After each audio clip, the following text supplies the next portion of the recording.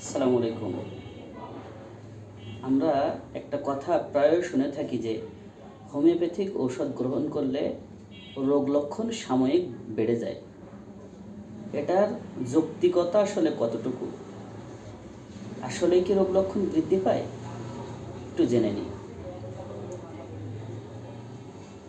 Homeopathic নিয়ম অনুযায়ী আমাদের শরীরের ভাইটাল ফোর্স যখন এক্সটার্নাল ডিজিজ ফোর্স দ্বারা আক্রান্ত হয় তখন আমরা রোগাক্রান্ত হই এবং বডি একটা সিমটম প্রডিউস করে। এখন আমরা যখন রোগাক্রান্ত হওয়ার পর মেডিসিন গ্রহণ করি তখন আমাদের গ্রহণ করা মেডিসিনের যে এনার্জি ভাইটাল ফোর্স যখন এটা রিসিভ করে তখন ভাইটাল ফোর্স একটু শক্তিশালী হয়, ফলে ডিজিজ ফোর্সের উপর একটা অ্যাকশান দেয়, ডিজিজ ফোর্সও পাল্টা একটা রিয়াকশান দেয়, ফলশ্রুতিতে আমাদের রোগ লক্ষণ সাময়িক বেড়ে যেতে পারে। তো সবসময় কিন্তু যে অ্যাগ্রাভেশন আমরা খেয়াল করি, যে বৃদ্ধি আমরা খেয়াল করি, সেই বৃদ্ধিটা সবসময় কিন্তু হোমিওপ্যাথিক বৃদ্ধি নয়। তাহলে কখন বুঝবো আমরা যেটা হোমিওপ্যাথিক বৃদ্ধি?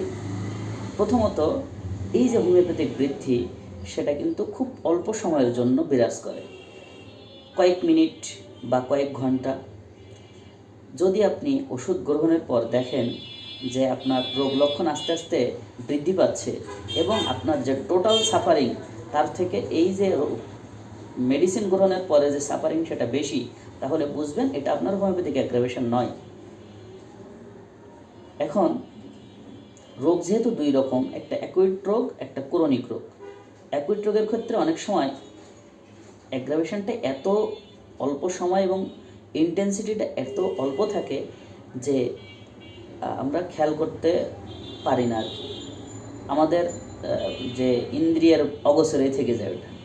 তো এখন ক্রনিক রোগের ক্ষেত্রে আপনার সুস্থতার পূর্ব শর্ত হলো আপনার অবশ্যই একটা অ্যাগ্রাভেশন হবে। অ্যাগ্রাভেশন না হলে আপনি কিন্তু পুরোপুরি কিওর হতে পারবেন না।